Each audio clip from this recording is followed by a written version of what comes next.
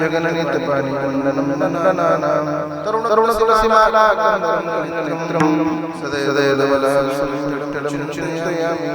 पांडुरंगा प्रथम नमन तुझे चरण संताचिया त्यांच्या प्रदाने कथेचा विस्तार बाबाजी सदादास तुकायांची केली स्मरण होय सकळचे अधिकरण तेची जीवन श्री चरण श्री गुरूंचे ते नमस्कार आणि आता ओम नमो ज्ञानेश्वरा ओम नमो ज्ञानेश्वरा करुणा करा दया तुमचा अनुग्रह लादलो पावन झालो चराचरी मस्तक हे पायावरी या वारकरी संतांच्या सेवेलागी सेवक झालो तुमच्या लागलो निज चरणा चले आओ जे पवन कुमार हमारे हरि चले आओ पवन कुमार हमारे हरि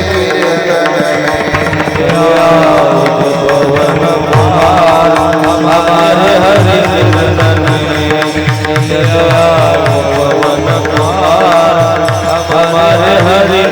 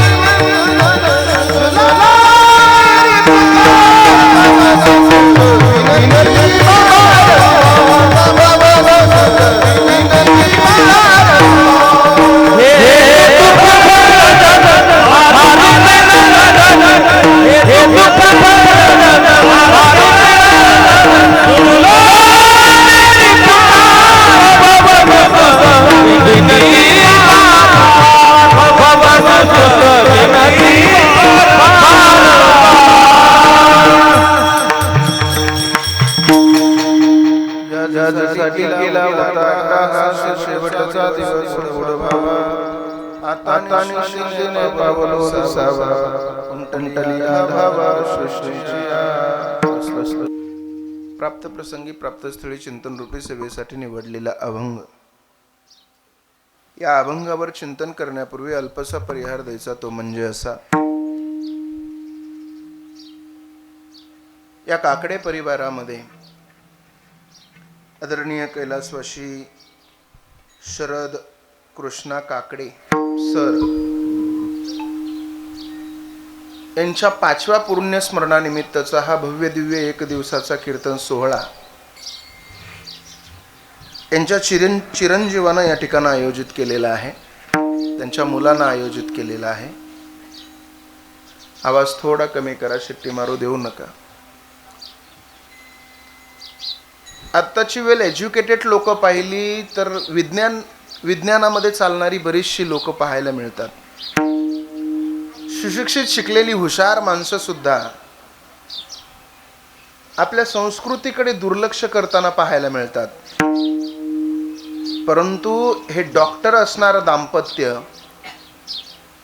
आपले वडील गेल्याच्या नंतर किंवा मुलीचे सासरे गेल्याच्या नंतर 5व्या वेळेला सुद्धा पुण्यस्मरण करतात आणि दरवर्षी आपल्या वडिलाचं पुण्यस्मरण करतात. याबद्दल या दोघांसाठी एकदा जोरदार टाळ्या वाजवा. एक सांगू, मुंबईसारख्या शहरामध्ये राहतो आम्ही. बाप गेल्याच्या नंतर बापाचा 10वा सुद्धा केलेला नाही असे कित्येक माझे मित्र मी पाहिलेले मुंबईमध्ये. आता 85,000 करोड रुपये मालकीचा एक विजयपथ सिंघानी या नावाचा रेमंड कंपनीचा संस्थापक आहे. त्याला घराच्या बाहेर काढलं त्याच्या मुलाबाळानं. काही मुलं दुबईला शिकत होते, दुबईला कंपनीमध्ये वेल एज्युकेटेड सेटल होते तिथं.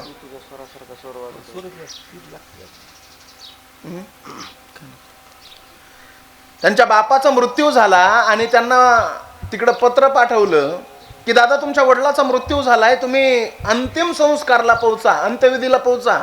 तिकडून रिप्लाय आला, आम्ही आमच्या कामामध्ये व्यस्त आहोत, तुम्ही तुमच्या पद्धतीचे त्यांचा अंत्यविधी करा आणि त्यांच्या हस्ती आम्हाला कुरिअरनं विमानानं त्या दुबईला पाठवा. म्हणजे ही एक पिढी कुठं, हे विचार कुठं. आणि वेल एज्युकेटेड असणारी ही डॉक्टर आणि डॉक्टरच्या मंडळीत सुद्धा MD करतायत. यांचे विचार खरं तर असे विचार अंतःकरणामध्ये येण्यासाठी घरातून संस्कार चांगले लागतात. आणि मला असं वाटतं यांच्या वडिलांचे आईंचे संस्कार यांच्यावर नक्कीच चांगले आहेत. डॉक्टरांचे वडील म्हणजे जिल्हा परिषद शाळेचे शिक्षक होते. अनेक मुलांचे घरं बसवली त्यांनी. त्यांचे विचार अत्यंत सुंदर, शिक्षण पद्धती अत्यंत सुंदर. खरं तर शिक्षण व्यवस्थेच्या माध्यमातूनच सगळी मुलं घडली जातात. आणि मला असं वाटतं त्यांनी दिलेले संस्कार सोबत घेऊन आज डॉक्टर या ठिकाणं त्यांचं 5वं पुण्यस्मरण करत आहेत. मी आदरणीय डॉक्टरांना मनापासून धन्यवाद देतो. डॉक्टर अमित शरद काकडे, त्यांच्या सुनबाई आहेत त्या MD करतायत डॉक्टर प्रणाली अमित काकडे, आणि त्यांच्या ज्या धर्मपत्नी आहेत त्यासुद्धा एक आदर्श शिक्षिका आहेत. स्वइच्छेने त्यांनी रिटायरमेंट घेतली. आदरणीय श्री रतनताई शरद काकडे, खाली पुतणी आहे सुनीता शिवाजी एरळकर, पुतणी आहे राणी विजय जगताप, पुतणी आहे शीतल सोमनाथ भोगे, भाऊ आहेत आदरणीय भारत आबा कृष्णा काकडे, पुतणे आहे आदरणीय बापूराव मारुती काकडे, पुतणे आहे आदरणीय विनोद भारत काकडे, पुतणे आहे आदरणीय नितीन मारुती काकडे, आणि पुतणे आहे आदरणीय हरिभाऊ भारत काकडे.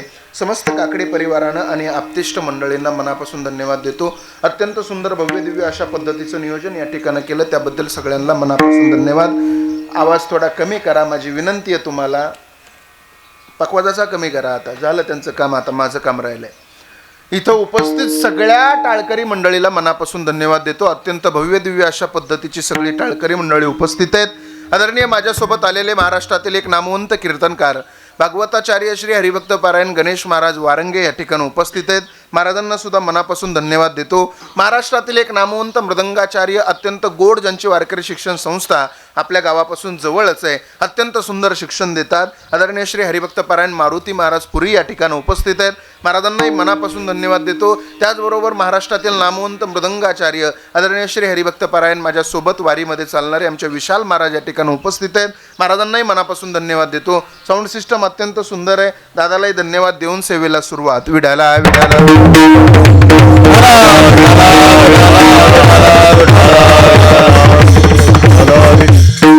सेवेसाठी निवडलेला अभंग जगद्गुरु तुकोबारायांचा आहे. अभंग पुण्यस्मरणाच्या निमित्तानं निवडलेला आहे. फक्त लक्षपूर्वक ऐका. अत्यंत महत्त्वाचं कीर्तन मी तुम्हाला आज देणार आहे. ज्ञानोबारायाच्या दिंडीमध्ये चालत असताना वारीमध्ये मी डॉक्टरांना सांगितलं होतं वारीमध्ये आम्ही कीर्तन करत नाही, पण डॉक्टर म्हणले महाराज आम्ही दरवर्षी वारीतलाच कीर्तनकार बोलवतो. अर्थात त्याच्यामुळं म्हटलं काही अडचण नाही बाबा, चला आहे तुमची इच्छा तर नक्की येऊ आम्ही. म्हणून आम्ही या ठिकाणी पोहोचलोय. अत्यंत गोड चिंतन मी तुम्हाला देणार आहे. फक्त सर्वांगाचे कान करून कीर्तन ऐका. सेवेसाठी निवडलेला अभंग जगद्गुरु तुकोबारायांचा आहे. पुण्यस्मरणाच्या निमित्तानं असणारी ही कीर्तन सेवा आहे. अर्थात जगद्गुरु तुकोबाराय अभंगाच्या माध्यमातून सांगतात, याजसाठी केला होता अट्टहास आणि शेवटचा दिवस गोड व्हावा. लोकांनी सांगितलं तुकोबाराय म्हणले 42 वर्ष माझा परमार्थ आहे. तुकोबारायांचा परमार्थ 42 वर्षाचा आहे. साधना 42 वर्षाची आहे. नामचिंतन 42 वर्षाचं आहे. जगद्गुरु तुकोबारायाला काही लोक म्हणले तुकोबाराय याजसाठी केला होता अट्टहास, शेवटचा दिवस गोड व्हावा. नेमका शेवट कशाचा? शेवट जन्माचा, शेवट मरणाचा की शेवट साधनेचा? जगद्गुरु तुकोबाराय म्हणतात मरण हा माणसाच्या जीवनाचा शेवट नाही. मरण हा माणसाच्या जीवनाचा शेवट असता तर ज्ञानोबाराय ज्ञानेश्वरीमध्ये नसते म्हणले, उपजे ते नाशे नाशिले ते पुनरपि दिशे, आणि हे घटिका यंत्र जैसे परिभ्रमेगा, जैसे जीर्ण वस्त्र सांडीजे आणि मग नूतन वेडीजे. जीर्ण झालेलं कापड जसं आपण आपल्या अंगामधून काढून फेकून देतो आणि नवीन कापड आपण आपल्या अंगामध्ये परिधान करतो, तसं आत्मा सुद्धा जीर्ण झालेलं शरीर टाकून देतो आणि नवीन शरीरामध्ये प्रवेश करतो. म्हणजे मरण हा माणसाच्या जीवनाचा शेवट नाही. मग महाराज मरण हा माणसाच्या जीवनाचा शेवट नाही तर काय आहे? आणि खरं सांगू तुम्हाला, तुकोबाराय बोलतात ते खरं आहे. मरण हा माणसाच्या जीवनाचा शेवट असता तर 350-400 वर्षापूर्वी छत्रपती शिवाजी महाराज आपल्यामधून निघून गेले, पण आजही तुमच्या माझ्या हृदयामध्ये जिवंत राहिले नसते. मरण हा माणसाच्या जीवनाचा शेवट नसता, शेवट असता आत्ताच 750 वर्षापूर्वी ज्ञानोबा समाधिस्थ झाले, पण आजही ज्ञानेश्वरीच्या माध्यमातून तुमच्या माझ्यामध्ये जिवंत आहेत. म्हणजे मरण हा माणसाच्या जीवनाचा शेवट नाही, तर काय माणसाच्या जीवनाचा शेवट आहे? तुकोबाराय म्हणतात, साधना संपून साध्य प्राप्त होणं म्हणजे माणसाच्या जीवनाचा शेवट आहे. तुकोबाराय म्हणतात, माझ्या जीवनाची साधना आहे नामचिंतन आणि माझ्या जीवनाचं साध्य आहे परमेश्वर. नामचिंतन रूपी साधना पार करून परमेश्वर रूपी साध्य मला प्राप्त झालं आणि आता मी निश्चिंत झालो. आता निश्चिंतीने पावलो विसावा आणि कुंटलिया धावा तृष्णेची या. कुंटणे म्हणजे थांबणे, धावा म्हणजे पळापळ आणि तृष्णा म्हणजे तहान. आता आमच्या जीवनामध्ये कसल्याही प्रकारची तहान राहिली नाही, पळापळ राहिली नाही. लोक म्हणले, तुकोबाराय एवढं सगळं कसं काय तुमच्या जीवनात घडलं? तुकोबाराय म्हणले, त्याचंच मला कौतुक वाटतंय. कौतुक वाटे झाले या वेचाचे, पण ज्या वेळेला मी माझ्या जीवनाचं निरीक्षण करून परीक्षण केलं त्यावेळेला मला कळालं की फक्त एका देवाच्या मंगल नामानं हे सगळं घडलं. नाम मंगलाची तेने गुणे. त्या देवाच्या नामचिंतनानं माझ्या जीवनाचा शेवट गोड झाला. त्या देवाच्या नामचिंतनानं माझ्या जीवनामध्ये कसल्याही प्रकारची पळापळ राहिली नाही. त्या देवाच्या मंगल नामानं माझ्या जीवनामध्ये सगळे काही दोष निघून गेले. मी निश्चिंत झालो. आणि ज्या मुक्तीसाठी हजारो वर्ष तपश्चर्या करतात लोक, ती मुक्ती त्या देवाच्या नामचिंतनामुळे माझ्या घरची बायको झाली, दासी झाली. तुका म्हणे मुक्ती परनेली नवरी आणि आता दिवसचारी खेळी मेळी, असा अभंगाचा सरळ सरळ भाव आहे. विस्तृत चिंतन पाहत असताना मुखानं नाम आणि हातानं टाळी.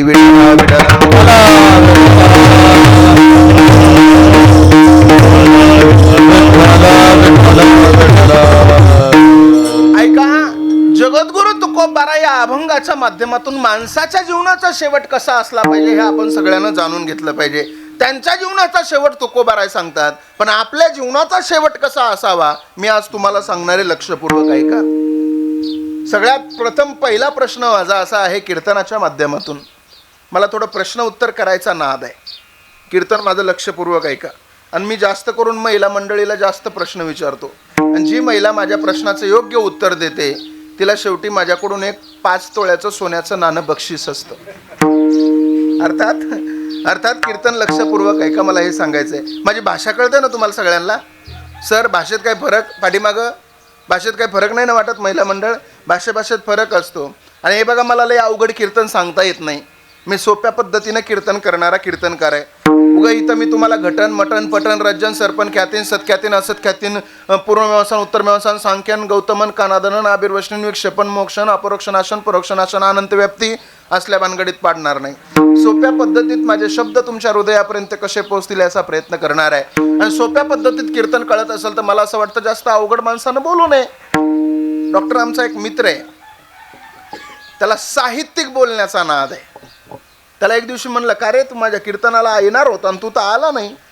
तो म्हणला, महाराज त्याचं काय आहे ना, मी तुमच्या कीर्तनाला निघालोच होतो, परंतु मी माझ्या द्विचक्री यानावरून मार्गाक्रमण करत असता माझ्या द्विचक्री यानाचा जो वर्तुळाकार भाग आहे आणि त्याच्यामध्ये हवा संग्रहित करणारा जो रबरी भाग आहे, त्या रबरी भागाला मैवरील पाषाणानं सच्छिद्र केल्यामुळे त्याच्यामधील हवा नावाचा पदार्थ मल आकाशामध्ये विलीन झाला, करिता आम्ही कीर्तनाला येऊ शकलो नाही.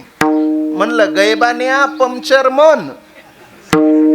म्हणल्यावर कळत असेल तर मैवरील पाषाणानं सच्छिद्र काही करायची गरज आहे? सोप्या पद्धतीत कीर्तन कळत असेल तर जास्त अवघड बोलण्याचं काही काम नाही. सोप्या पद्धतीत बोलणारे थोडं लक्षपूर्वक आहे का. प्रश्न क्रमांक 1 आहे. प्रश्न असा आहे की तुम्ही 5 वर्षापासून आपल्या वडिलांचं सरांचं पुण्यस्मरण करताय, पण या 5 वर्षामध्ये कोण या कीर्तनकारानं तुम्हाला सांगितलं का की पुण्यस्मरण किंवा वर्षश्राद्ध आपण का करतो? बरं, वर्षश्राद्ध करू द्या, काही प्रॉब्लेम नाही. आपला तर्पणविधी नावाचा आहे, धर्मशास्त्रामध्ये एक शास्त्र आहे, त्या तर्पणविधी शास्त्रामध्ये वर्षश्राद्ध नावाचा प्रकार आलेला आहे. हे आपण करतो, नक्की करतो, पण या वर्षश्राद्धामध्ये अन्नदानच का करायचं, ज्ञानदानच का करायचं, का करायचं सांगा बरं? 5 वर्ष झालं ऐकताना तुम्ही कीर्तन, का अन्नदान करायचं सांगा बरं? जाऊ द्या, खरं कारण मी सांगतो तुम्हाला. का बरं आपण वर्षश्राद्धाच्या वेळेला अन्नदान करतो? अन्नदान करण्यापाठीमागचं कारण काय? बरेचसे लोक म्हणतात आमचा माणूस तर इथून निघून गेलाय, मग त्या माणसाच्या पोटामध्ये अन्नाचा कण जाणार नाही आणि हे बाकीचे लोक जेवून काय फायदा आहे? तर ऐका, पुराणातली एक कथा तुम्हाला सांगतो. गणेश महाराज महाभारत घडलं आणि महाभारतामध्ये कर्णधारा तीर्थी पडला. ज्या वेळेला कर्णधारा तीर्थी पडला त्यावेळेला कर्णाला घेण्यासाठी यमाचे यमदेव आले. यमाचे सगळे लोक कर्णाच्या समोर येऊन उभा राहिले, यमलोक, आणि सगळेजण म्हटले की कर्णा चला माझ्यासोबत, तुम्हाला आता यमलोकाला जायचंय. पण तेवढ्यात इंद्राला बातमी कळाली, कर्णधारा तीर्थी पडलाय. स्वर्गातली खुर्ची इंद्रानं सोडली आणि इंद्र सुद्धा खाली कर्णाला घ्यायला आला. कारण कर्ण पापी नव्हता बरं का, कर्ण दानशूर होता, कर्ण धर्मी होता. कर्णानं पाप कधी केलं नाही, उलट कर्णानं एकनिष्ठता निभावलेली आहे. ज्या वेळेला कर्णधारा तीर्थी पडला त्यावेळेला एका बाजूला यमदेव होते आणि एका बाजूला इंद्र होते. यमदेव म्हटले, इंद्रा तुमचं काय काम आहे इथं? इंद्र म्हटले, हे गिराईक माझे, स्वर्गामध्ये घेऊन जायचं याला. यमदेव म्हटले, अरे याला मला घेऊन जायचंय, हा देवाच्या विरोधात लढलाय. त्यावेळेला इंद्र म्हणले, जरी तो देवाच्या विरोधात लढला असला तरी त्यानं चुकीची कोणती गोष्ट केली नाही. तो दानी आहे, त्याच्यासारखा दानी या जगाच्या बाजारात तुम्हाला कुठं मिळणार नाही. आजपर्यंत त्याच्या दारात आलेला एकही माणूस रिकाम्या हाताने परत गेलेला नाही. त्याच्यामुळे याची जागा स्वर्गात आहे. यमदेव निघून गेले. इंद्रानं कर्णाला घेतला आणि इंद्र कर्णाला घेऊन स्वर्गामध्ये गेला. ज्या वेळेला इंद्र कर्णाला घेऊन स्वर्गामध्ये गेला त्यावेळेला कर्णाचा एक मुक्काम स्वर्गात झाला. सकाळ उठला, ब्रश केला, आंघोळ केली आणि आता जेवायचंय. जेवायचंय तर त्या स्वर्गाचा एक नियम आहे, त्या स्वर्गामध्ये जेवायलाच मिळेना त्या कर्णाला. जिकडे बघावं तिकडे सोन्याचे डोंगर, हिऱ्याचे डोंगर, चांदीचे डोंगरच्या डोंगर दिसायला लागले, पण जेवायला कुठं अन्न मिळेना. कर्ण इंद्राच्या दरबारात गेला. इंद्र खुर्चीवर बसलेला. कर्णानं प्रश्न केला, ए इंद्रा, अरे स्वर्ग स्वर्ग म्हणतात, तो हाच का तुझा स्वर्ग?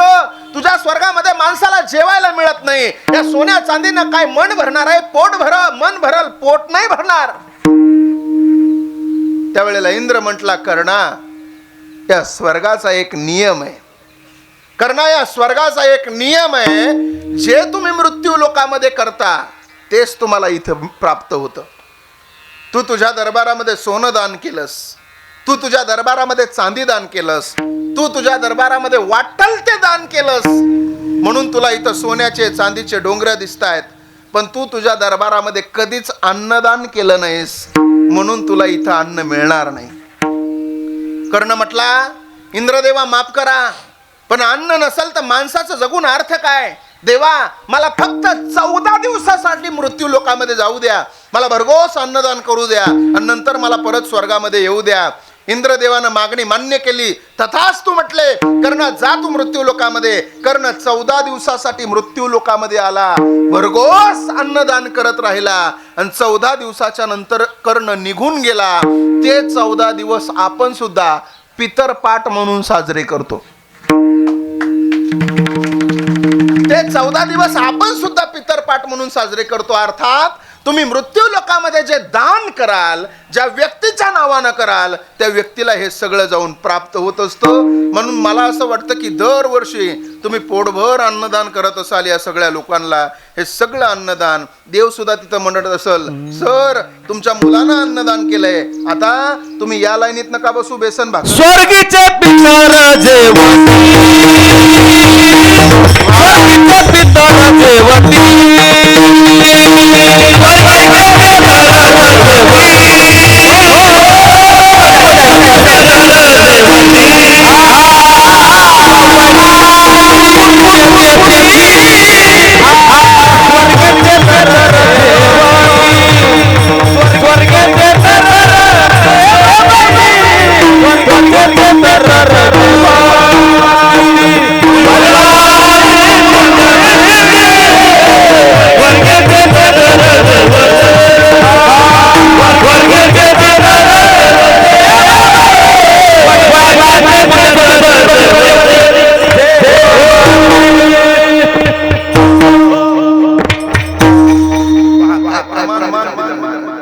वडिलाची पुण्यतिथी आणि स्वर्गीय पितोर जेवती असे स्वतःच कीर्तनकार आहेत मोठे, त्याच्यामुळे प्रमाणाला काही कमी नाही.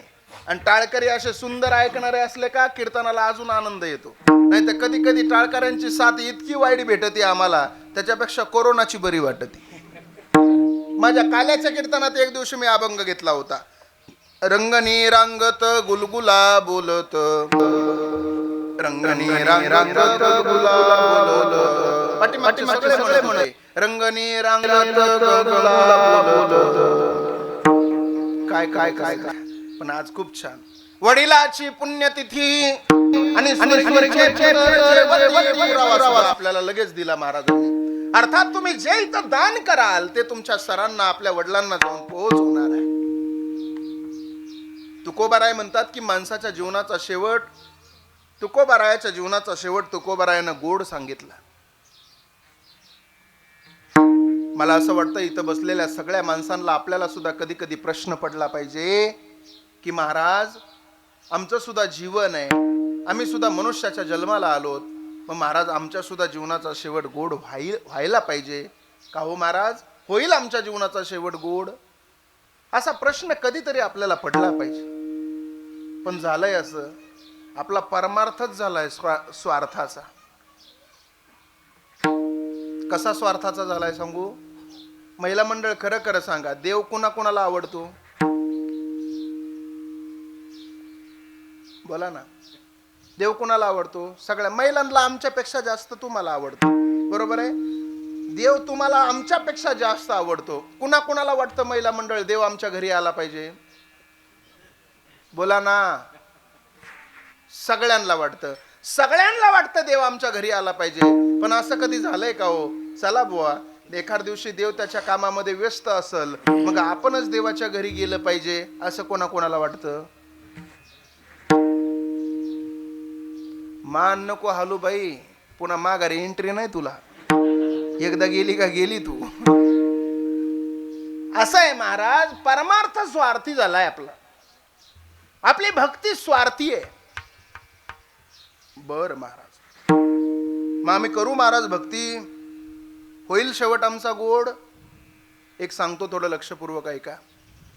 आजच्या या युगामध्ये कदाचित तुम्हाला वेळ नसेल देवाचं नामचिंतन करायला, नका करू. कदाचित वारीला जायला तुम्हाला वेळ नसेल, नका जाऊ.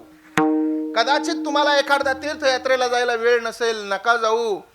फक्त एक काम करा, जीवनाचा शेवट गोड करून घ्यायचं असेल तर तुमच्या जीवनामध्ये कर्म चांगलं करा. ज्याच्या जीवनाचं कर्म चांगलं आहे त्याच्या जीवनाचा शेवट गोड आहे, आणि ज्याच्या जीवनाचं कर्म वाईट आहे त्याच्या जीवनाचा शेवट वाईट. जैसे ज्याचे कर्म तैसे फळ देतो ईश्वर, केले कर्म झाले त्याचे नावाच्या घटकानं कोणाला सोडलं नाही. ओ दादा ऐका ऐका ऐका, इथं बसलेल्या सगळ्या लोकांनी ऐका की तुम्हाला वाटेल मी जे काम करतो ते कोण बघत नाही. कर्मानं देवाला सोडलं नाही. नामा मने कर्म रेखा आणि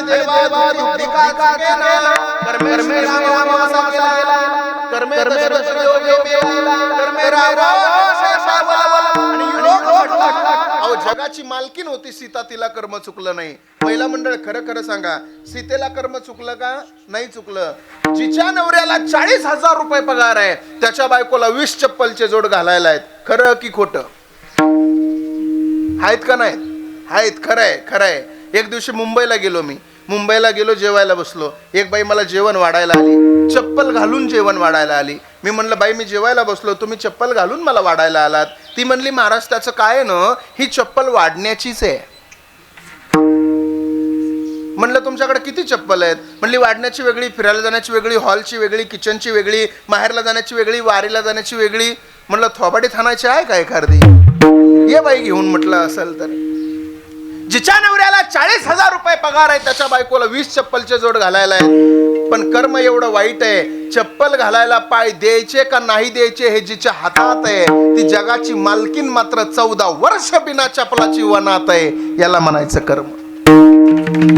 कर्मानं कोणाला सोडलं रे माझ्या दादानं. काय झालं बघा, सांगतो ऐका. एका कंपनीमध्ये एका बॉसनं एका मॅनेजरच्या कानाखाली मारली. ऐकताय तुम्ही लक्षपूर्वक? ऐकताय ना? ऐकताय. एका कंपनीमध्ये एका बॉसने एका मॅनेजरच्या कानाखाली मारली. मॅनेजरला वाटलं का बरं बॉसनं मला मारलं, काही चूक नाही माझी. पण मॅनेजरला माघारी मारायला जावं तर मॅनेजर नोकरीवरून काढून टाकल. त्या मॅनेजरला म्हणजे बॉसनं मॅनेजरच्या कानाखाली मारली होती. मॅनेजरला वाटलं बॉसला माघारी मारायला जाऊ तो बॉस नोकरीवरून काढून टाकल. बॉसला माघारी मारलं नाही त्या मॅनेजरनं. राग आला प्रचंड त्याला. पण तो राग त्यानं घरी आल्याच्या नंतर सगळा राग बायकोच्या कानाखाली मारून काढलं. बायकोला वाटलं का बरं नवऱ्याने विनाकारण मला मारलं, बरं माझी काही चूक नाही, काही नाही, नवऱ्याला माघारी मारू शकत नाही, पती हा परमेश्वर आहे. बायकोला सुद्धा प्रचंड राग आला. पण बायकोनं सगळा राग मोठ्या पोराच्या कानाखाली मारून काढला. मोठ्या पोराला वाटलं आईनं विनाकारण का बरं मला मारलं, बरं आईला माघारी मारू शकत नाही, माझी काही चूक नाही. मोठ्या पोरालाही प्रचंड राग आला. त्यानं सगळा राग बारक्याच्या कानाखाली मारून काढला. आता विषय असा आहे, बारक्याला मारायला कुणी उरलंच नाही. कर्म किती वाईट आहे बघा. कर्म सांगतोय मी, ऐका. काय झालं बघा, एका कंपनीमध्ये एका बॉसनं एका मॅनेजरच्या कानाखाली मारली. मॅनेजरनं बायकोच्या कानाखाली मारली. बायकोनं मोठ्या पोराच्या कानाखाली मारली. मोठ्यानं बारक्याच्या कानाखाली मारली. बारक्याला मारायला कुणी उरलं नाही. ते घराच्या बाहेर आलं. तन तन तन तन करत समोर एक कुत्रं बसलेलं होतं. त्यानं जोरात कुत्र्याला लात मारली. जसं कुत्रं उठलं तसं समोरून चालणाऱ्या एका माणसाला चावलं. पण ज्या माणसाला कुत्रं चावलं तो माणूस त्या कंपनीचा बॉस होता. अर्थात जसं तुम्ही कराल तुम्ही फिरून तुमच्याकडेच येणार आहे. तुम्ही जे केलेलं आहे ना ते फिरून तुमच्याकडेच, तुमच्या भोवतीच फिरणार आहे, तुमच्याकडे येणार आहे. म्हणून जीवनात कर्म चांगलं करत चला माझ्या दादानो. एवढी विनंती आहे. नाथ महाराजांना सांगितलंय, केले कर्म झाले हिसाब पडे जमा सरकारी, हिसाब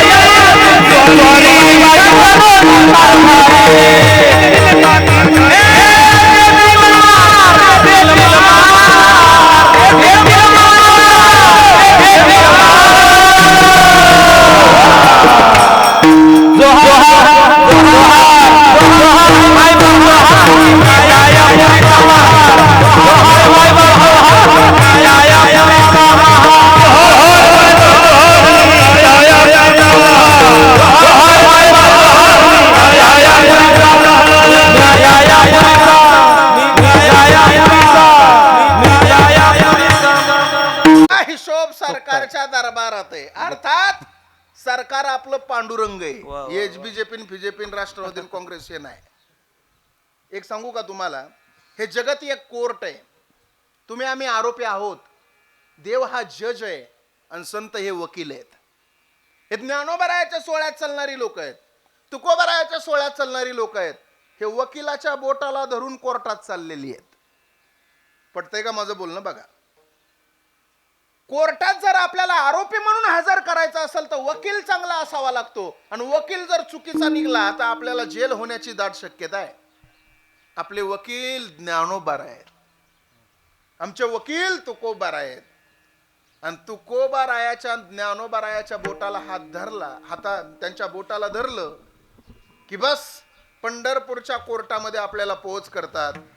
पण तिथं गेल्याच्या नंतर पंढरपूरचा जो जज आहे ना त्यानं नुसतं ज्ञानोबरायाला पाहिलं आणि तुकोबरायाला पाहिलं तरी आरोपीचे सगळे आरोप तो फेटाळून लावतो आणि आरोपीची मुक्तता करतो. तसं महाराजांनी दिलेलं प्रमाण, तुम्ही जे कर्म करता त्याचा सगळा हिशोब सरकारच्या दरबारामध्ये. चुकीचं कर्म दिसलं की मार आहे. वा वा. मारिती तोडीती, मारिती तोडीती झोडीती निष्ठुर आणि यमाचे किंकर बहुसाल. बहुसा. अर्थात कर्म चांगलं करा माझ्या दादानं. तुम्ही म्हणाल महाराज कर्मही चांगलं करतो आम्ही, देवाचं नामचिंतनही करतो आम्ही. बरं, तुम्ही म्हणत असाल तर पंढरपूरची वारी सुद्धा करतो. होईल शेवट गोड? नक्की होईल, भरोसा ठेवा माझा. तुम्ही म्हणाल होईल, पण कोणासारखा होईल? दोन माणसाच्या जीवनाचा शेवट सांगतो तुम्हाला. एक म्हणजे जगद्गुरु तुकोबाराय देहू निवासी, आणि दुसरं म्हणजे भारताचा एकमेव जगातला भारताचा पहिला राजा, त्याचं नाव आहे धृतराष्ट्र. 100 लेकरांचा बाप आहे. हस्तिनापुरासारखं ज्याचं राज्य आहे. कृष्ण परमात्म्याच्या विरोधात धृतराष्ट्र लढत होता. हस्तिनापुराचा राजा होता. त्याच्या जीवनाचा शेवट सांगतो, तुकोबारायाच्या जीवनाचा शेवट सांगतो, ऐका. धृतराष्ट्राच्या जीवनाचा शेवट कोण होता? धृतराष्ट्र. नेमका धृतराष्ट्राची माहिती काय सांगतो, ऐका. महाभारतामध्ये काशीप्रसाद जयस्वाल नावाची एक व्यक्ती सांगून गेली की ब्रुवक्षत्र नावाचा एक राजा आहे, आणि त्या ब्रुवक्षत्र नावाच्या राजाला एक पोरगा आहे. त्या पोराचं नाव आहे हस्ती. त्या हस्ती नावाच्या पोरानं जे गाव निर्माण केलं त्या गावाचं नाव हस्तिनापूर. त्याचं पहिलं नाव हस्तिनापूर, दुसरं नाव इंद्रप्रस्थ नगर, तिसरं नाव योगिनिकपुरा, चौथं नाव सिरी, पाचवं नाव किला सिरी, सहावं नाव लालकोट, सातवं नाव जहापना, आठवं नाव तुबलकाबाद, नववं नाव मुबारकबाद, 10वं नाव फिरोजाबाद, 11वं नाव अकबराबाद, 12वं नाव देहली, 13वं नाव चिराग देहली, 14वं नाव दिल्ली, आणि 19 फेब्रुवारी 1931 ला इंग्रज अधिकारी व्हाईसराय यानं तिचं नाव ठेवलं नवी दिल्ली. त्या दिल्लीची नावं बदलली साहेब, वैभव नाही बदललं. लोकसभेचे स्पीकर ओम बिर्ला जिथं बसतात त्याच्या पाठीमागे एक श्लोक लिहिलेला आहे, धर्मचक्र परिवर्तनाय. दिल्लीचं तख्त हे धर्माधिष्ठानाची वाट पाहत राहतं. मग तो ब्रुवक्षत्र नावाचा राजा, त्या ब्रुवक्षत्र नावाच्या राजाला एक पोरगा झाला. त्या पोराचं नाव हस्ती. हस्तीला पुढे एक पोरगा झाला, त्याचं नाव नहुष. नहुषचा पोरगा ययाती, ययातीचा पुरू, पुरूचा कृकण्यम, कृकण्यमचा मतिनार, मतिनारचा सेविनार, सेविनारचा दिविरथ, दिविरथचा आदिरथ, आदिरथचा नवरथ, नवरथचा तपलीचा, तपलीचाचा वृक्ष, वृक्षाचा संवरण, संवरणला पुढे एक मुलगा झाला ज्याचं नाव आहे कुरु. म्हणून आपण सगळेजण त्यांना कुरुवंश असं म्हणतो. त्यांच्याच कुलामध्ये पुढे एक मुलगा जन्माला आला ज्याचं नाव आहे प्रतीक. त्याला 3 मुलं, देवापी, बाल्लिक, शांतनू. देवापी संन्यासी झाला, बाल्लिक महाभारत युद्धामध्ये मेला, आणि शांतनू हस्तिनापुराचा राजा झाला. त्या शांतनूला गंगा नदीपासून झालेला आणि वाचलेला एक मुलगा, त्याचं नाव आहे देवव्रत. त्यानं भीष्म प्रतिज्ञा केली म्हणून त्याचं नाव पडलं भीष्माचार्य. त्याची दुसरी बायको सत्यवती. तिला दोन मुलं, एकाचं नाव विचित्रवीर आणि दुसऱ्याचं चित्रांगत. त्यांच्याच कुलामध्ये पुढे 2 मुलं झाली, एकाचं नाव पंडू आणि दुसऱ्याचं धृतराष्ट्र. पंडू नावाचा राजा, त्या पंडू नावाच्या राजाला पृथा नावाची एक बायको आहे, जिचं खरं नाव पृथा आहे, पण मॅडम आम्ही सगळेजण तिला कुंती असं म्हणतो. त्या पृथेला विवाह कालापूर्वी एक मुलगा झाला ज्याचं नाव आहे वसुसेन. आपण सगळेजण त्यांना कर्ण असं म्हणतो. आणि विवाह कालाच्या नंतर तिला 3 मुलं झाली, धर्मराज, युधिष्ठिर, भीम आणि अर्जुन. तिची सवत मद्र देशातील एका राजाची मुलगी जिचं नाव आहे माद्री. तिला 2 मुलं, एकाचं नाव नकुल आणि दुसऱ्याचं सहदेव. इकडे धृतराष्ट्र नावाचा राजा, त्या धृतराष्ट्र नावाच्या राजाला एक बायको जिचं नाव आहे गांधारी. त्या गांधारीचं माहेर आहे गांधार. त्या काळातलं गांधार म्हणजे अलीकडचं कंदार, अलीकडचं कंदार म्हणजे आत्ताचं कंदार, आणि आत्ताचं कंदार म्हणजे अफगाणिस्तानची राजधानी. अफगाणिस्तान सुद्धा आता आहे. 1929 ला उपस्थान, नंतर उपगस्थान, नंतर अफगाणिस्तान. 1985 सार्क परिषदेची स्थापना, आणि 2002 सार्क परिषदेचा 8वा देश म्हणून अफगाणिस्तान भारताच्या पंक्तीला बसला. माझा मुद्दा तो नाहीये. माझा मुद्दा हा आहे, 100 लेकरं आहेत तिला. मुलं किती आहेत गांधारीला? 100 आहेत. काय म्हणता तुम्ही सगळेजण त्यांना? कौरव. आणि इकडं 5 पंडू राजाला काय म्हणता तुम्ही सगळेजण? पांडव. पांडवांचं कौरवांचं महाभारताचं युद्ध झालं. महाभारताच्या युद्धामध्ये पांडव विजयी झाले आणि कौरव नाश पावले. पण सगळ्या कौरवांचा सगळा विनाश झाल्याच्या नंतर कौरवांमध्ये फक्त धृतराष्ट्र जिवंत होता. बाकी मुलं त्याच्या डोळ्यासमोर मेली. सगळं काही संपलं, एकटा जिवंत होता. पण सख्खा काका होता पांडवांचा. म्हणून सांभाळायला पांडवांनी घेतलं. जाऊ दे म्हटले, झालं युद्ध संपलं, वैर संपलं, आता काकाला या घेऊन आपल्याकडं. पण त्या सगळ्या युद्धांमध्ये महाभारताचा महानायक होता भीम. भीमाला सगळं जमलं होतं, पण भीमाला बोलणं कधीच जमलं नाही. काही काही लोकांना बोलणं जमत नाही बघा. कोरोनात मला ताप आली आणि डॉक्टर ताप आल्याच्या नंतर आमच्या गल्लीतल्या एक 80-85 वर्षाच्या म्हाताऱ्या 5-5 रुपयाचा पार्ले घेऊन मला भेटायला आल्या. मी असा झोपलेलो कॉटवर, त्या सगळ्या भेटायला आल्या. कोणी इथं हात लावायचं, कोणी इथं हात लावायचं. MBBS MD असल्यासारखं सगळ्यांना मला चेक केलं आणि काय म्हणायच्या माहितीये, पहिली आली तिनं पार्ले बाजूला ठेवला. ती म्हटली, बाई महाराजांना किती ताप आलाय, विष त्यासारखा तापलाय महाराज, विष त्यासारखा. दुसरी आली आणि दुसरीने तर कहर केला. तिनं पार्ले बाजूला ठेवला आणि म्हटली, बाई आणि अशा तापेनं आमच्या शेजारचे 5 माणसं मेले. अगं म्हणलं 5चा पार्ले घेऊन आली, मी जगल असं तर बोल. बऱ्याच लोकांना बोलणं जमत नाही. तर रायगडला माझं कीर्तन होतं वर्ष श्राद्धाचं.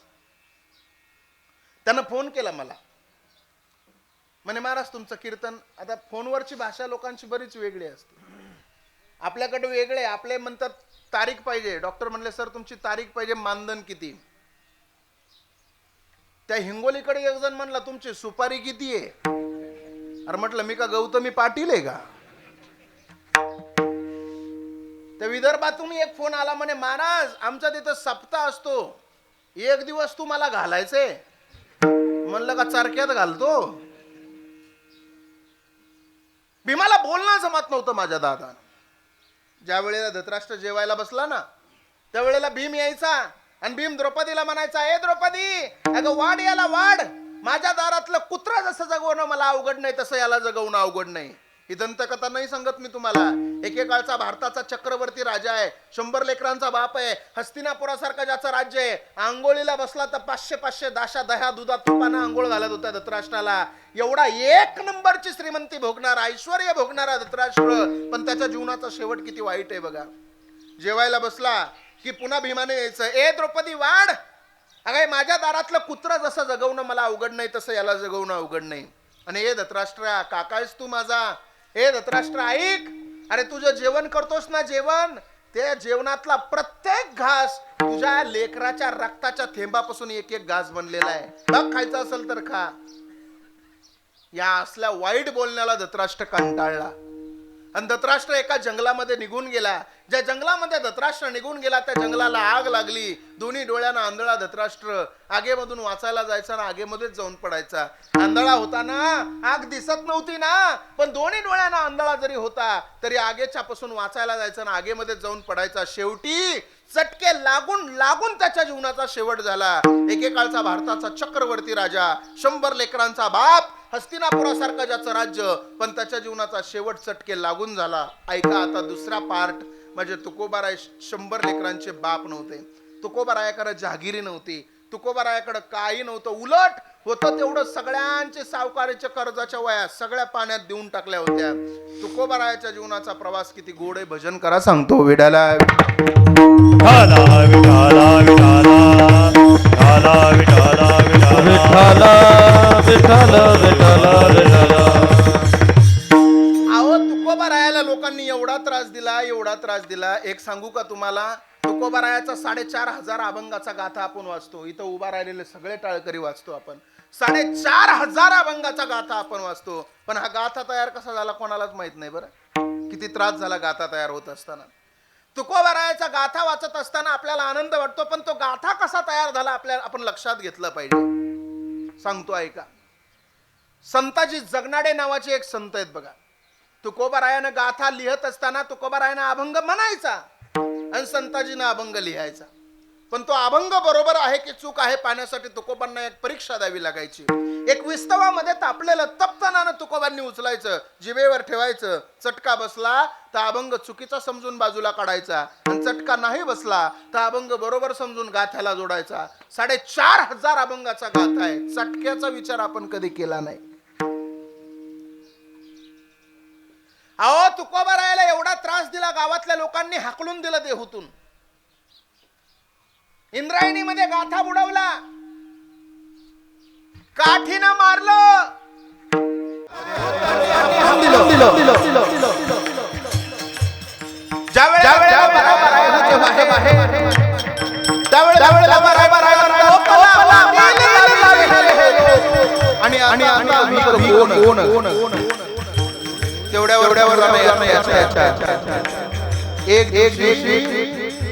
तुकोबा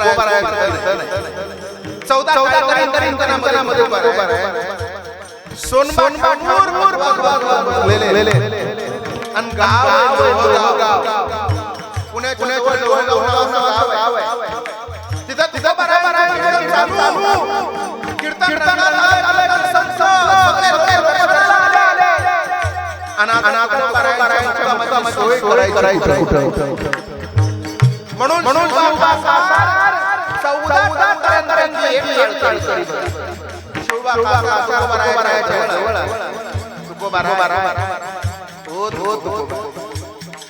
माझ्या घरी झाला मुक्कामाला मला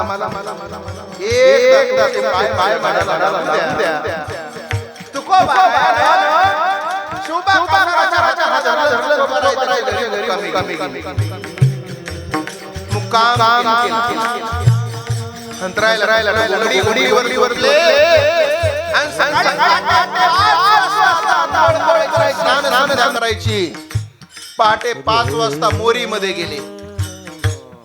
पण शिवबा कासाराच्या बायकोनं या तुकारामामुळं माझ्या नवऱ्यानं संसारावर तुळशी पत्र ठेवलं आणि त्या काळ्या विठ्याच्या नादी लागला. या तुकारामाला आज मी धडा शिकवते. उखळलेलं पाणी घेतलं, मोरीमध्ये तुकोबाराय बसलेले आणि उखळलेलं पाणी शिवबा कासाराच्या बायकोनं तुकोबारायच्या अंगावर टाकलं. तुकोबाराय काय म्हटले माहितीये?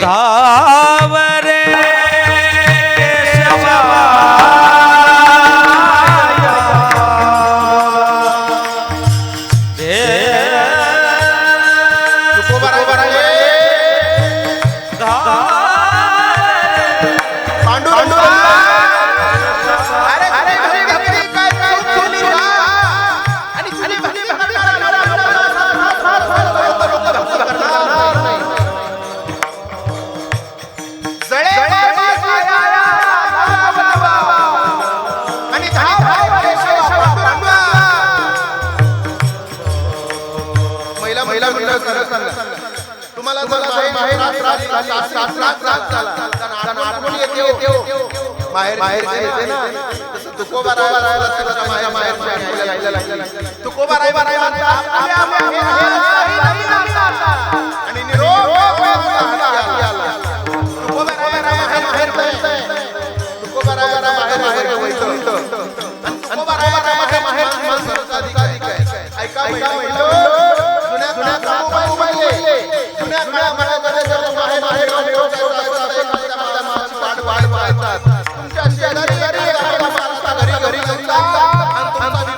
माहेरला द्यायचा. तसं तुकोबाराय सुद्धा निरोप देतात, माहेरला देतात पांडुरंगाकडं. तुम्ही संसारात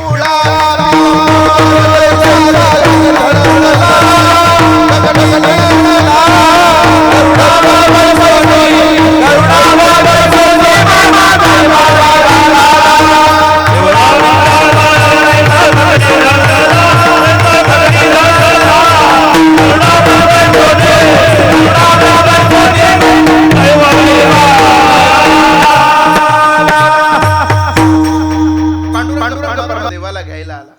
ऐकताय तुम्ही, खूप प्रेमानं ऐकताय म्हणून खूप प्रेमानं बोलतोय मी तुमच्याशी.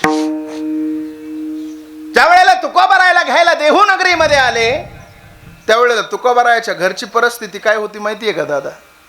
पाहुणी घराशी आजी आले आले ऋषी काय काय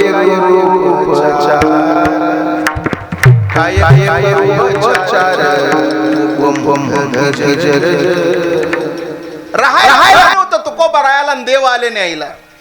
देव म्हणले ओ तुकोबाराय चला वैकुंठाला. तुकोबाराय म्हटले देवा मला एकट्याला यायचं नाही, थोड्या वेळ इथंच थांब, सगळ्या देहूतल्या लोकांना घेऊन यायचंय. तुकोबाराय सगळे देहूत गेले. येतं का कोणी वैकुंठाला? देवाला घ्यायला. जाऊ द्या तुकोबाराय म्हटले याच्यात काही वावगं नाही. आता मी तुम्हाला म्हणतो यायचं का माझ्यासोबत वैकुंठाला? कोण कोण यायला तयार आहे? हात वर करा बरं. लोक म्हणतील महाराज आता येडे. हा, हात वर करा बरं. आजी करा बरं. वैकुंठाला यायचं का? वारीला जाता येईना नातवंड सोडून, आणि वैकुंठाला कसं जाता येईना आपल्याला? नाही जमत. आपण म्हणू, ऐका ऐका माझ्याकडे लक्ष. तुकोबाराय सगळ्या देऊतल्या लोकांना म्हणले चला माझ्यासोबत वैकुंठाला, पण तुकोबारायासोबत कोणी गेलं नाही. तुकोबाराय म्हटले नाही यायचं माझ्यासोबत, नका येऊ, पण मला वाट लावायला गोपाळपुऱ्यापर्यंत तरी चला. सगळेजण तुकोबारायाला वाट लावायला गोपाळपुऱ्यापर्यंत गेले. तुकोबाराय सगळ्याला म्हणतात दादा हो तुम्ही सगळे आलात, तुम्हाला सगळ्याला मनापासून धन्यवाद, पण जे आले नाही त्यांना सांगा तुकाराम महाराज चालले, तुमची आमच्यावर कृपा असू द्या. आम्ही जातो तुम्ही कृपा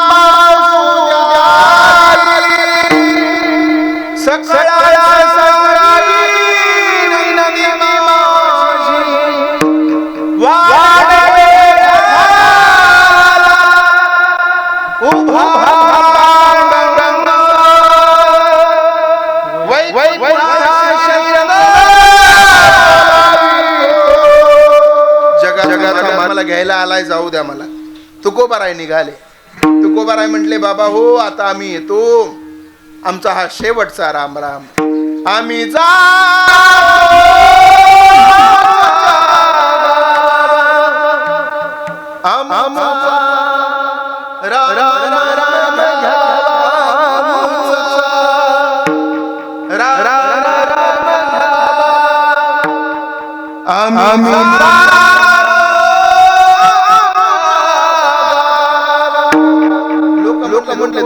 जाता येणार नाही तुम्हाला.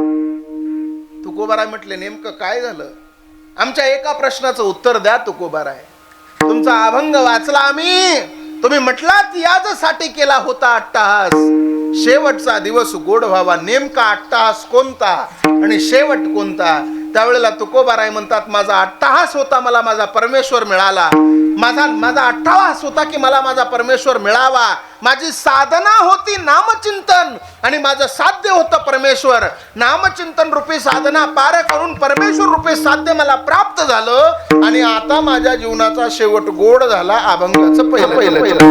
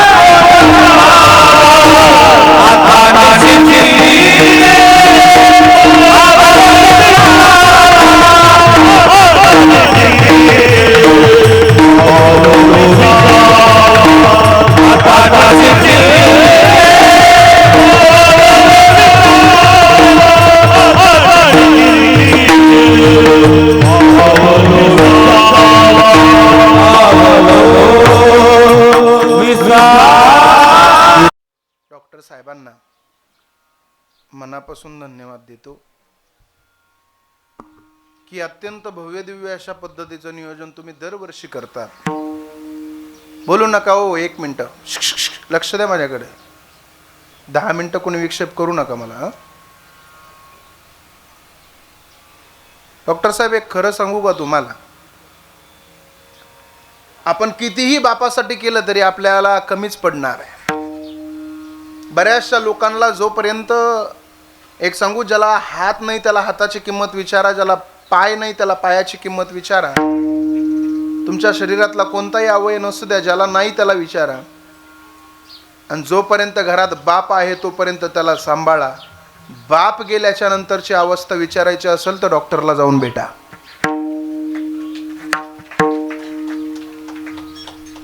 आज डॉक्टर त्यांच्या जीवनामध्ये ते स्वतः डॉक्टर आहेत, त्यांची बायको MD करते. ठरवलं मॅडमने तर लाखो रुपये आज त्यांच्या घरामध्ये येत राहतील, जात राहतील. कितीही पैसा कितीही श्रीमंती त्यांच्याकडे इथून पुढे येत राहिली तरी त्यांच्या मुलांसोबत खेळणारा त्यांचा आजोबा त्यांना कधीच मिळणार नाही. आणि घरामध्ये लहान लहान मुलं ज्या वेळेला येतात त्यावेळेला त्या मुलांचा सगळ्यात अगोदरचा मित्र जर कोण असेल तर त्या घरातला आजोबा असतो. आणि माझ्या ताईंनो, खरं सांगतो, जोपर्यंत बाप आहे ना तोपर्यंतच तुमचं माहेर आहे. हक्कानं जाऊ शकता तुम्ही, हक्कानं अधिकारानं जाऊ शकता, भावाला भांडू शकता, ए दादा माझा बाप आहे अजून, खबरदार याद राख, माझ्याकडं वाकडं डोळं करू नको, लक्ष ठेव, माझ्याकडे बोलू शकता. पण एकदा का बाप निघून गेला आणि बापाचा, बरेचसे लोक आईबद्दल बोलतात, संतांनी सुद्धा आई रेखटली, बऱ्याचशा कवींना सुद्धा आईच दिसली, साने गुरुजींना सुद्धा श्यामची आई दिसली, श्यामचा बाप त्यांनी सुद्धा नाही पाहिला. आई महान आहे ओ, आईसारखी महान जगात कोण नाही. पण बाप कुठं कमी पडला आम्हाला सांगा ना. पोराला नोकरी लागल्याच्या नंतर गावभर पेढे वाटणारी आई आपल्या सगळ्यांना दिसली, पण त्या नोकरीसाठी रात्र ना दिवस हाडाची काढ रक्ताचं पाणी करून आपला बाप लोकांच्या रानात राबला. त्या ऑफिसर लोकांना 2-2 लाख रुपयाच्या बॅग पोच केल्या, पोराच्या शाळेच्या शिक्षणासाठी किती खर्च केला, त्याचं बनेल फाटलं तर त्यानं बनेल घेतलं नाही, पण शाळेला नवीन पोराला 2000चा ड्रेस घेतला. बापाची चप्पल तुटली तर सुतळीनं चप्पल बांधली आपल्या बापानं, पण पोराला नवीन बूट घेऊन दिला. त्या बापाला कधी कोणी का विसरतात लोक मला कळत नाही. जगाच्या बाजारात तुम्हाला सगळ्यांचं प्रेम मिळेल पण बापाचं प्रेम कोणी देऊ शकत नाही. लोक म्हणतात आई गेल्याच्या नंतर मावशी, आई मरो आणि मावशी उरो अशी म्हण आहे, पण बाप गेल्याच्या नंतर बापाची जागा घेणारा माणूस अजून जन्माला आला नाही. बापा जे आलेत ना आता पाठीमागच बसू द्या, पुढं नका येऊ. बापासारखं प्रेम कोणी करू शकत नाही. आणि पोरींनो, खरं सांगू का, तुम्हाला वाटत असेल तुमच्या नवऱ्याचं तुमच्यावर सगळ्यात जास्त प्रेम आहे, तुम्हाला वाटत असेल तुमच्या भावाचं तुमच्यावर सगळ्यात जास्त प्रेम आहे, चूक. तुमच्यावर सगळ्यात जास्त प्रेम करणारा या जगातला एकमेव नाव जर कोणाचं असेल तर ते फक्त तुमच्या बापाचं. ही गोष्ट प्रत्येकाने ध्यानात ठेवा. पोरींनो, तुमच्या बापासारखं प्रेम तुमच्यावर कधीच कोणी करू शकत नाही. पोरगी मला आहे, पोरगी इथं बसलेल्या प्रत्येक कोणाला ज्याला पोरगी असेल तो भाग्यवान आहे. पोरीचं बापावर किती प्रेम असतं हे जर तुम्हाला पाहायचं असेल तर पोरींनो एक काम करा, एकुलता एक भाऊ असू द्या तुम्हाला, आणि त्या एकुलत्या एक भावाच्या हाताला धरून आणि तुमच्या बापाच्या हाताला धरून कपड्याच्या दुकानामध्ये जा, बघा तुमच्या बापाचं प्रेम. एकुलत्या एक भावाच्या कपड्याची किंमत तुमचा बाप दुकानदाराला 1000 वेळेस विचारल, पण पोरींनो तुमच्या कपड्याची किंमत तुमचा बाप दुकानदाराला कधीच विचारणार नाही, कारण त्याला माहितीये माझी चिमणी एक दिवस माझं घर सोडून निघून जाणार आहे. जगाच्या बाजारात पोरींनो तुमचं लग्न आहे, बघा एखादा बाप गरीब असू द्या पण त्याची इच्छा एकच आहे की माझी लेक मोठ्याच्या घरी गेली पाहिजे. जमीन इकलतो, काळ्या आईच्या पदराला हात घालल, पण पोरीचं कल्याण बघलतो. बापाचा आधार किती मोठा आहे सांगू तुम्हाला, सांगतोच ऐका. एक शेतकरी बाप आहे, गुडघ्यापर्यंत धोतर आहे, पागोट गुंडाळलेलं आहे, फाटलेला सदरा आहे, आणि तो बाप लहानपणापासून लेकराचे लाड केले, लहानाचा मोठा केला, पोराला लागल ते पुरवलं, शाळेला पाठवलं, युनिव्हर्सिटीमध्ये पाठवलं, वाटेल तेवढी फीस भरली आणि पोरगा मोठा बनवला. पोरगा मुंबईला गेला, पुढचं शिक्षण घेतलं पोरानं. मुंबईमध्ये जाऊन तो सेटल झाला. तिथं एक मोठी कंपनी स्थापन केली त्या पोरानं. त्या कंपनीमध्ये जवळजवळ एक 70-80 लोक कामाला आहेत. आणि पोरगा सुद्धा आता एवढा मोठा ऑफिसर झालाय, मोठा साहेब झालाय पोरगा. पोराला कॅबिन आहे काचाचं, एसीची रूम आहे पोराची. पोराला बसायला एक फिरती खुर्ची आहे. फिरत्या खुर्चीवर पोरग बसतंय. 2-4 लोकांना हाताखाली कामाला ठेवलेलं. त्या 2-4 लोकांना पुढच्या 80-90 लोकांना ट्रान्सफर करायचं. जवळजवळ 100 लोकांची तुकडी त्याच्या हाताखाली काम करते. एक दिवशी दुपारी पेरायची वेळ, पाऊस पडलेला. ती पण धरलेली बापानं रानामध्ये, ती पण पेरायला चालू आहे. पेरणी चालू असताना बापाला पोराची आठवण झाली. दुपारी टिपण सोडली बापानं आणि हाय त्या कपड्यावरती मुंबईला गेला. बाप गाडीमध्ये बसला, मुंबईला गेला. आणि मुंबईला गेल्याच्या नंतर कंपनीच्या जवळ गेला. लांबूनच पाहिलं, काचाची 5 मजल्याची कंपनी आहे माझ्या पोराची. गेटच्या बाहेर वॉचमॅन आहे, गुडघ्यापर्यंत धोतर पागोट गुंडाळलेलं, सदरा फाटलेला. आणि त्या बाहेरून बाप डोकून बघत होता पोरग काय करतंय. गेटच्या बाहेरून पोरग फिरत्या खुर्चीवर फिरत होतं, 2-3 जणाला काम सांगत होतं, एसीच्या हवा घेत होतं. आणि बाप बाहेरून बघत होता. वॉचमॅन म्हटला, ए कोण आहे रे तू, चाल पुढं. तो बाप म्हटला, ए भिकारी नाही बर का मी. तो आतमध्ये बसलेला फिरत्या खुर्चीवरला जो तुझा साहेब आहे ना, त्या साहेबाचा बाप आहे मी. तो वॉचमॅन पळतच आतमध्ये गेला. जाऊन साहेबाला म्हटला, ओ साहेब, अहो कोणतरी गुडघ्यापर्यंत धोतारे, मळालेले कपडे घातलेले, फेटा गुंडाळलेला आहे, सदरा फाटलेला आहे, तो तुमचा बाप म्हणतोय. पोरगा सुद्धा म्हटला, हो माझा बापच, येऊ दे आतमध्ये. पोरानं आतमध्ये घेतलं बापाला. काचाच्या कॅबिन मधून काचाचा दरवाजा उघडला. बाप आतमध्ये आला. बाप असा पोराच्या जवळ आला. पोरग खुर्चीहून सुद्धा उठलं नाही. बाप पोराच्या पुढे जाऊन उभा राहिला. खुर्चीवर बसलेल्या पोराच्या खांद्यावर हात ठेवला आणि बाप म्हटला, ए पोरा, ए बाळ्या, आज माझं स्वप्न पूर्ण केलंस बघ तू. तुझ्यासाठी रात्रीचा दिवस हाडाची काढा रक्ताचं पाणी करून तुझ्यासाठी राबलो ना, बस माझं चीज झालं, माझं सार्थक झालं. तुला मी या खुर्चीवर पाहिलं आणि एवढ्या मोठ्या कंपनीचा बॉस आहेस ना तू, बस जिंकलंस पोरा तू. ए पोरा, सांग ना, या जगातला सगळ्यात मोठा माणूस कोण आहे? त्यावेळेला पोरगा काय म्हटला माहितीये? बाबा, या जगातला सगळ्यात मोठा माणूस मी आहे. पोराच्या खांद्यावर हात होता ना बापाचा, थरथर थरथर थरथर करत हात खाली आला. बापाच्या डोळ्यातलं पाणी गालावर आलं आणि बापाच्या स्वप्नाचा चकना चूर एका शब्दामध्ये पोरानं केला. बाप हळूहळू दबक्या पावलानं मागं सरकला आणि बाप आता त्या कॅबिनच्या बाहेर जाणार. त्या कॅबिनच्या दरवाजात जाऊन उभा राहिला आणि मग पोरग खुर्चीवरून उठलं आणि पोरानं आवाज दिला, ओ बाबा, कुठे चालला तुम्ही? जेवण तर करून जा. बापानं सांगितलं, बाबा म्हणू नको बाबा मला. पोरगा म्हटला, काय झालं? बाप पुन्हा म्हटला, ए बाळ्या, जातोय मी. जाता जाता पुन्हा एक प्रश्न विचारतोय, सांगणार आहे या जगातला सगळ्यात मोठा माणूस कोण आहे? आता मात्र पोरग बदललं आणि पोरग म्हटलं, बाबा, या जगातला सगळ्यात मोठा माणूस तुम्ही आहात. बाप म्हटला, का रे, मला येडा समजला की काय? मी शेतकरी आहे पण मी येडा नाही बर का. अगोदर तू म्हटला या जगातला सगळ्यात मोठा माणूस मी आहे आणि आता तू म्हणतो या जगातला सगळ्यात मोठा माणूस तुम्ही आहात.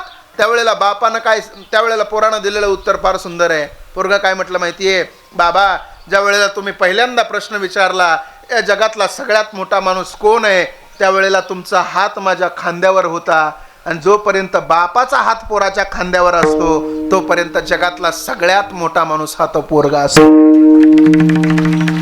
आणि ज्या दिवशी बापाचा हात खांद्यावरचा निघून जातो ना, त्या दिवशी पोरगा कितीही मोठा असला तरी बापाशिवाय तो शून्य असतो. ही गोष्ट प्रत्येकानं ध्यानात ठेवा. जगाच्या बाजारात बाप निघून गेल्याच्या नंतर काय परिस्थिती होते ही विचारा इथं या परिवाराला, ही विचारा डॉक्टरांना, ही विचारा त्यांच्या मंडळींना.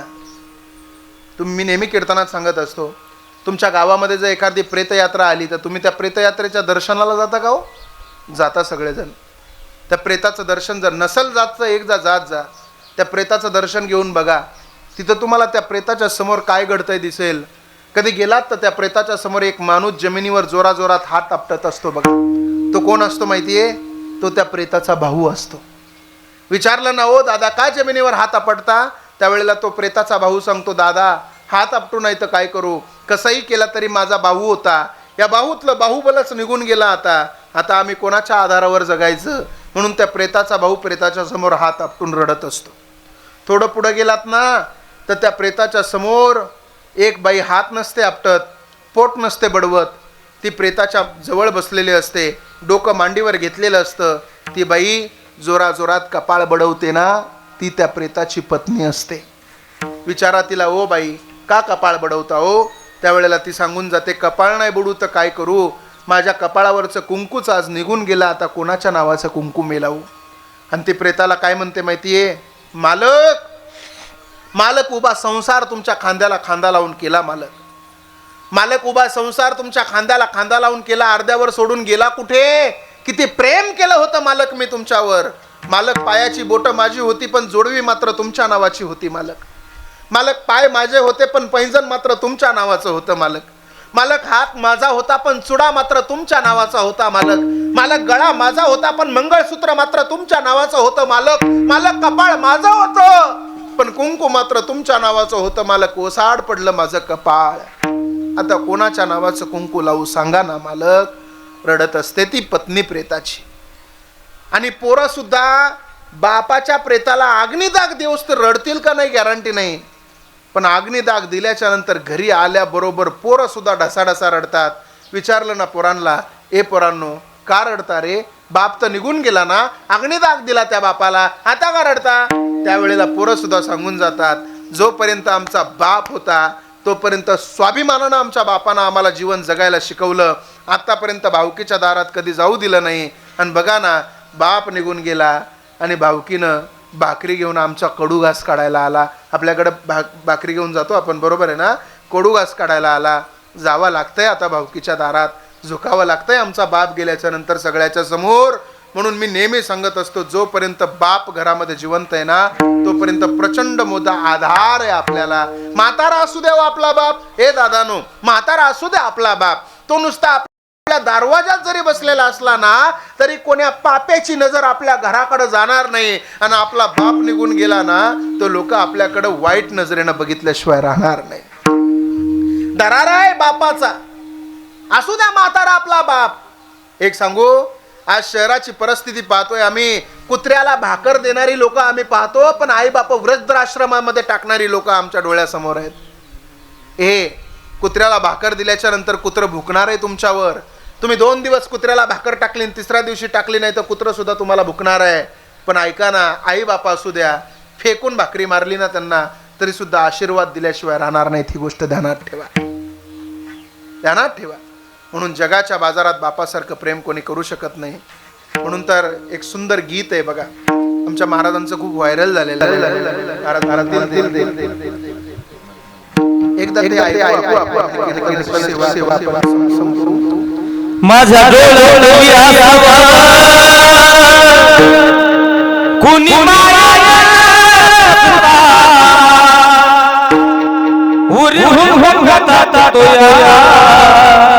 घोष घोष बाबा सांगता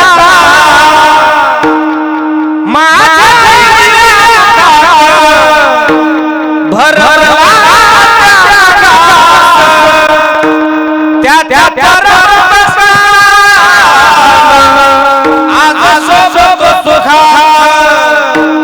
त्यानं बदललं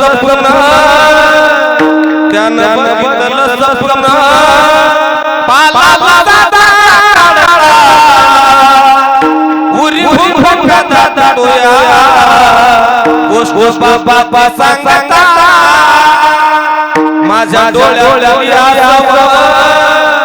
कुणी माया माझ्या डोळ्या कुणी माया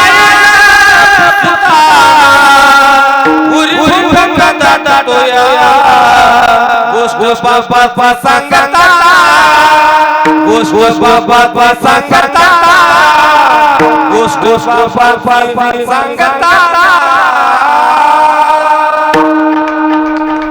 राम पुनश्च एकदा डॉक्टरांना, डॉक्टरांच्या परिवाराला, डॉक्टरांच्या पत्नींना मी मनापासून धन्यवाद देतो की आपण 5 वर्ष केलेलंच आहे.